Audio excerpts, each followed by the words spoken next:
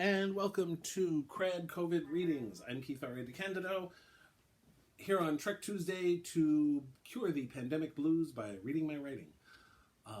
As I've been doing throughout 2021, I am reading from my own contributions to the Star Trek Starfleet Corps of Engineers series. This week we've got part 4 of book 2 of Invincible, which was my collaboration with David Mack.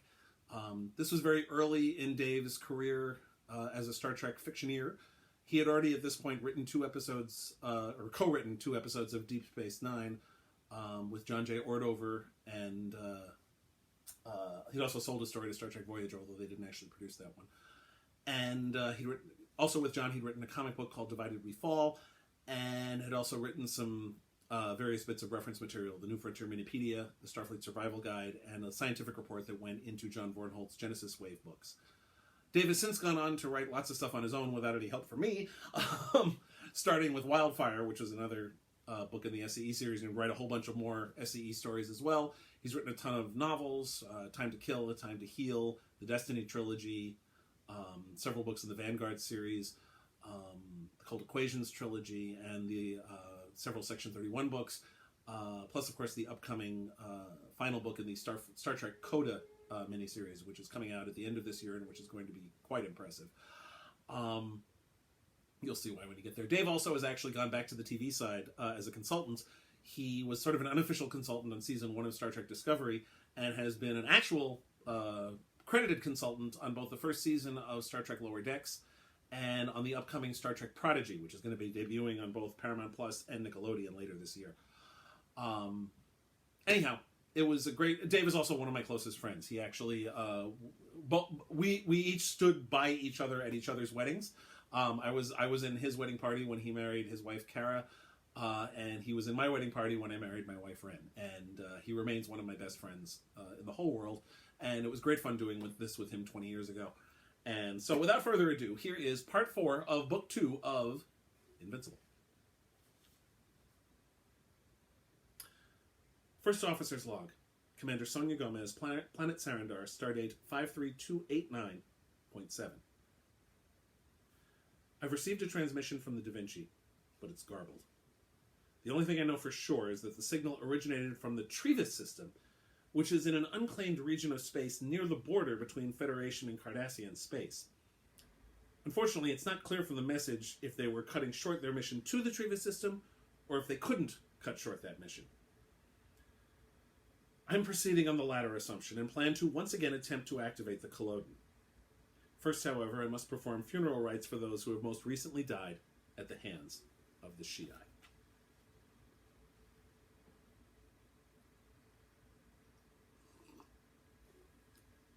Personal Log. Commander Sonya Gomez, Planet Sarindar, Stardate 53289.9. After the service for those Nalori who died in the hospital, I checked to see what rites needed to be performed for Dolan. According to the database, most Galamites didn't practice any particular death rituals, but some belonged to a religion known as Ambroshroi, which requires that the body be burned within 6 hours of death. However, there's no evidence that Dolan was Ambroshroi, and in any case, most non-Ambroshroi Galamites don't care what's done to their bodies, and Razgat told me that Dolan had no family. So I ordered his body burned anyhow. It seemed the best thing to do. It's like the Dominion War all over again. Each day goes by with us all wondering who's going to die next. No, that's not going to happen. I'm going to face this thing. I've assigned one of the engineers to work on the Culloden. As for me, I'm going to find the shii and either convince it to stop what it's doing or stop it myself.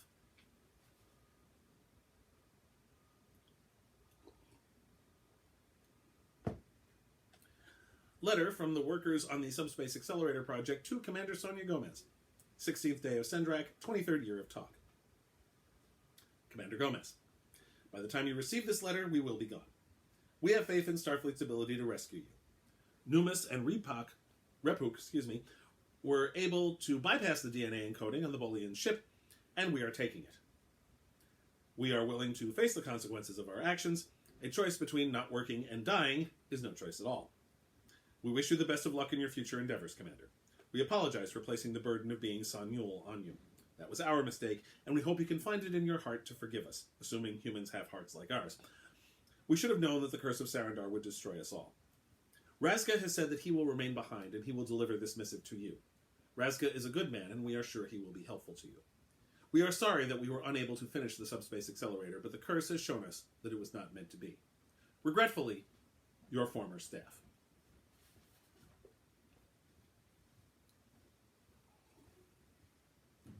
Transcript of tricorder recording made by Commander Sonya Gomez outside S.A. Project Camp Perimeter, Planet Sarindar, Starfleet, Stardate 53290.1.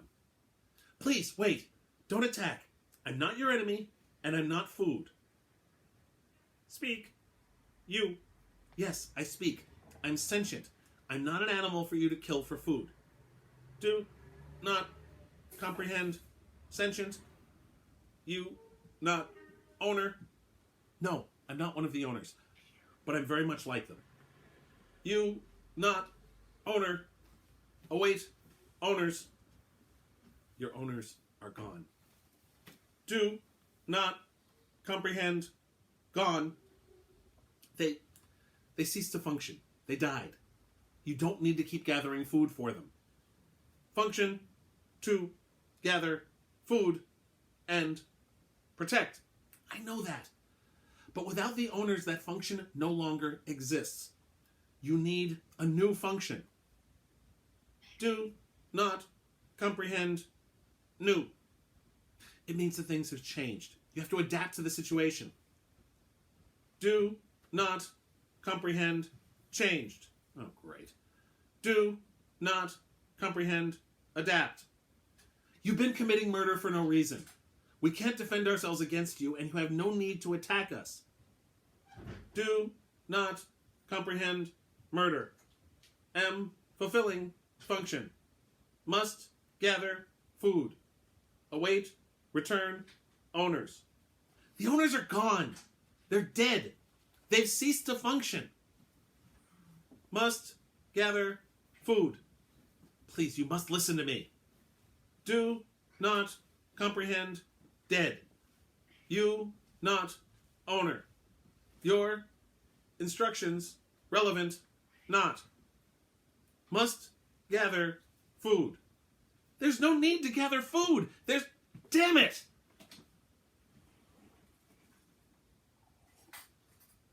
Personal log, Commander Sonya Gomez, Planet Sarindar, Stardate 53290.3.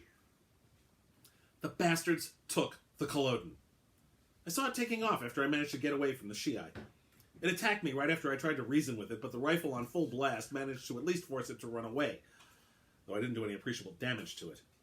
For that matter, there's no sign of any other injury it's taken. Not surprising, given its chameleon circuitry. It can heal any wound by simply shape-changing over it. Right after it ran off, I heard the screaming sound of impulse engines. My heart soared for a brief instant, and I thought it might be either the Archimedes or the Franklin, but I quickly realized that it wasn't a Starfleet impulse signature, and it was the sound of a ship taking off, not landing. Then I looked up to see the Culloden taking off. I ran back to the camp, only to find Razga alone. He showed me the note the workers had left for me. I asked Razga what the hell was going on. I should think the letter explains it all, Commander. They have left. So why are you still here? I asked him. He smiled. My job is to assist you. You're still here, so I'm still here. I stared at him. What's the real reason? Does there need to be another reason? No, but I'm pretty sure there is one. Razga sighed, and then he smiled at me. All my life, I have prided myself on always doing the best job I could. I have always excelled at the tasks I have been given. Mind you, not all of these tasks were especially challenging, but that wasn't the point. He started to pace. The other day, I was given another simple task, to help you track down the monster shii. When it attacked, I did nothing. I could not fire my weapon, I could not move. You were threatened, and I did not move. My comrades were wounded, and I did not move. Zildar was killed right in front of me, and I did not move. He looked up at me with a stricken look. I'd never seen him like this. He'd always been so easygoing and pleasant before. So I have stayed, because it is my job to aid you, and I will not fail again. I nodded and said, all right, fine. Just you and me, then. We can either wait until that thing comes and gets us, or we can stop it once and for all. It's not going to listen to reason. Why should it, Commander? I actually chuckled at that, which surprised me. I hadn't thought I had any chuckles left in me. You were right. I forgot the first rule of programming. Which is? Raska asked. A machine is only as good as what's put into it. No more, no less. Garbage in, garbage out. Now come on, I said, hefting my sonic rifle. We've got to take out the garbage. Raska and I went and used the remnants of the camp perimeter barrier and the remaining Nalori issue sonic rifles to form a small barricade for the pair of us. We're within the confines of that barricade now, having just finished modifying my own sonic rifle. It now emits a pulse intended to immobilize the shii for several minutes. Of course, there's no way to test it until the shii attacks. We're waiting for midnight to come around. The next window in the pulsar-quasar interference will provide us with the best chance to stop it. I'm recording this log entry while we wait. We've both eaten some field rations, and we're as ready to go as we can be. It's funny. I've been thinking back on all the life-or-death situations I've been in my career. I mean, I spent the first 3.5 years of my career on the Enterprise, where we had life-or-death situations on what seemed to be a weekly basis, starting with the Borg. Then there was that one-year project on the Oberth, which was pretty sedate until all hell broke loose at the end when the Romulans turned up out of nowhere. Then there was the Sentinel. And the war. I'm sick of people dying. I'm sick of losing people. Whether they're friends, comrades, subordinates, it doesn't matter. It stops now. I reached into one of the pouches on my uniform, where I normally keep my tricorder. I put Zilder's copy of the Serbeg there. Not entirely sure why. I'm not particularly religious. I remember what Kajana joked when we tested the antimatter reactor. Honig helps those who help themselves. He mainly said it to tease Zilder, who didn't think that the reactor would be ready in time with only 2 anti-grav units. Now they're both dead. And I need to use their work to help stop the monster that is trying to destroy that work. It's almost midnight. Time to get moving. To be concluded next week, when we'll finally get to the end of this. Thank you very much for watching. Please check me out online. You can find me at DeCandido.net, which has links to all my various methods by which one can cyberstalk me. My Facebook page, my Twitter feed, my Instagram account, my Wikipedia page, my articles for Tor.com, this YouTube channel, ordering links for my most recent books, and so on. You can also link to my blog, which you can read directly at decandido.wordpress.com. I update that fairly regularly. And my Patreon, which is at patreon.com/KRAD, where for very low prices you can get all sorts of cool stuff like TV and movie reviews, vignettes, excerpts from my works in progress, first looks at my first draft, and best of all, cat pictures. So please support me there. Thank you very much for watching, and please, please, please stay safe. Thank you.